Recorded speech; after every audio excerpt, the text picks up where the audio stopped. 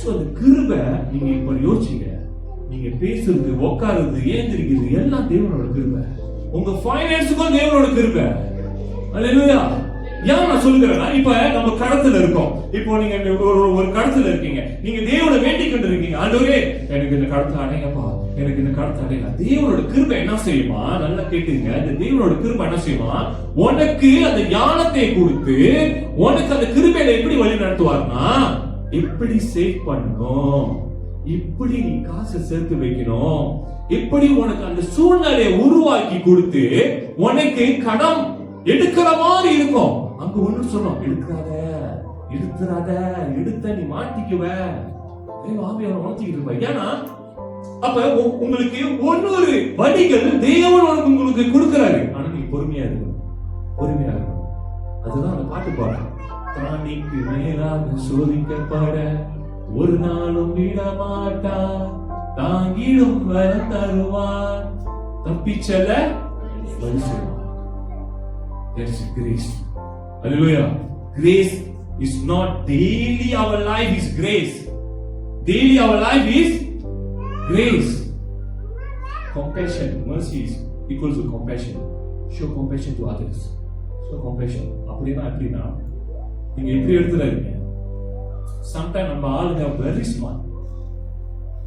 இப்போ நான் ஒரு எக்ஸாம்பிள் சொல்றேன், சும்மா சொல்றேன், இல்லஸ்ட்ரேஷன் தான். கிரேஸ் இருக்கு, mercy இருக்கு. நம்ம சபைக்கு லேட்டா வரலாம், யாரும் ஒன்றும் சொல்ல மாட்டாங்க. அது தப்பு. ஆன் டைம் இருக்கணும். பிகாஸ் திருப்பி சொல்லுங்க, you and I don't deserve. Think about God and see. He wait for us or we come and wait for him? This the final grace, when I think all the disciples எப்படி செத்தாங்க? உடூரமா செத்தாங்க. தலைக்கீழ விழுந்தாங்க, தலைக்கீழ குருசிஃபை பண்ணாங்க,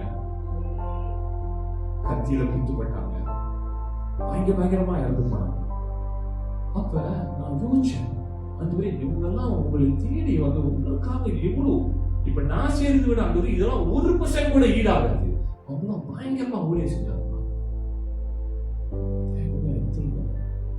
Then the thought came in, because of the grace. We have strength to overcome that because of grace. அவங்களுக்கு அந்த பலம் எங்கிருந்து வந்துச்சு? கிருபையில வந்துச்சு. அதுதான் எனக்கு இவ்வளவு பாடல்கள் நீங்க பாத்தீங்கன்னா, கிருபை வேண்டுமே. அந்த கிருபை உண்மையிலே பயங்கரமான ஒரு கிருபை உங்களுக்கு எனக்கு கொடுத்து வச்சிருக்கேன். இது என்னோட சொல்றதுக்கு அந்த அதிகாரமே இல்லை. நான் இருக்கிறதே தேவனோட கிருபை. நாளைக்கு வரீங்களா? தேவனோட கிருபை நான் வாழ்வாங்க. அது அந்த கிருபை ரொம்ப வளமையான ஒன்று. சோ அதை ஒண்டி விட்டுறாதீங்க. இது ஏன் நான் சொல்லுகிறேன்னா, we need to understand not only salvation பட்டுக்கிட்டேன், கிருபை இருந்துச்சு, அதோட இல்ல, டெய்லி உங்களோட வாழ்க்கையில கிருபை வேலை செஞ்சு கொண்டு தான் இருக்கு. ஆமென். டெய்லி உங்க வாழ்க்கையில நீங்க பவுல எடுத்துங்க, நீங்க நல்ல ஒரு அவர் எவ்வளவு புக்குகள் எழுதி இருந்தாலும் அவங்களோட வல்லமை தேவனோட கிருபையில வந்துச்சு. எத்தனை வாட்டி அடிச்சாங்க? ஓகே, உங்களுக்கு சின்ன 39 தடவை அடி சாட்டையில வராங்க. ஒண்ணுனா கொலைஸ் டாய். அந்த 39 அடிச்சு இழுக்கும் போது அந்த 39 not one more 40 கொடுத்தா complete die. அப்புறம் அந்த 39 எப்படி உடம்பு பிஞ்சிருக்கும், எந்த ஆர்கன் பாதிச்சிருக்கும், அதுலயும் தேவனோட கிருபையில இருந்தாரு. ஹல்லேலூயா. அதுலயும் வெள்ளத்தோட சுவிசேஷத்தை சொல்லிக் கொண்டுதான் இருந்தாரு. இன்னைக்கு உங்களுக்கும் எனக்கும் இருக்கலாம், திடீர்னு ஒரு வியாதி வந்திருக்கலாம். உணர்ந்து பேராதீங்க, தேவனோட கிருபை உங்களோட இருக்கு. உங்களுக்குள்ள நார்மலி பிசிக்கலி உங்களுக்கு அந்த பலம் வராது, ஆனா தேவன் பலம் கொடுப்பார். ஹல்லேலூயா. ஒரு எக்ஸாம்பிள், நம்மளோட பாஸ்டர் உங்களுக்கு எல்லாருக்கும் தெரியும். எந்த சூழ்நிலையில் இருந்தாலும், உடம்பு வலியில இருந்தாலும் அவர் சொல்லுவாரு, இன்னைக்கு பிரசங்கம் பண்ண வேணான்னு வருவாரு. கடா நேச்சு போய் அடிப்பாரு. சொல்லுவாரு, இதுல பேசும்போது ஒரு மாதிரியா வந்துருதுங்க, வெள்ளம் வந்துருதுங்கன்னு சொல்லுவாரு. அவர் முடிச்சிட வீட்டுக்கு சொல்லுவாரு, முடியல அடவாடிக்குது. ஆனா அந்த நேரத்துல எங்க இருந்து வந்துச்சுங்க அந்த பலம்? தேவனோட கிருபை. So don't think about, ஏய் நான் இந்த வீக் நான் முடியாது, என்னால அது முடியாது, இது முடியாது. உங்களால முடியும். தேவனோட கிருபை. இதெல்லாம் யோசிச்சு பார்க்கும்போது அவங்க கிருபை பயங்கரமா இருக்கு. அதே போலதான் நீங்களும் நானும் இப்ப மற்றவங்களுக்கு நம்ம கிருபை நடந்துச்சு, நம்ம கிருபையில வாழ்ந்து கொண்டு இருக்கோம், நல்லா இருக்கும், ஆசீர்வாதமாக இருக்கும். இப்ப நம்ம மற்றவங்களுக்கு காமிக்கணும். அல்லேலூயா. மற்றவங்களுக்கு காமிக்கணும். அதே போல வாழ கத்துக்கொள்ளணும். கிருபை இருக்கு, நான் பாவம் செய்யலாம் இல்ல, சாரிங்க அதுக்கு இல்ல. ஏன்னா இன்னைக்கு ரொம்ப பேர் என்ன ஆயிடுச்சுன்னா, இன்னைக்கு ரொம்ப வசனத்தை நீங்க கேட்டிருப்பீங்க, கிருபை இருக்கிறதுனால தேவனுக்கு தெரியும் நீ நாளைக்கு செய்ய போற பாவமும் தேவனுக்கு தெரியும். ஒன்னும் 6 மாசம் செய்ய நீ செஞ்சுக்கோ, என்ன நீ 6 மாசம் செஞ்சு செய்ய போற பாவமும் தேவனுக்கு தெரியும். தெரியுங்க, அது தப்பு இல்லை, தேவனுக்கு தெரியும்.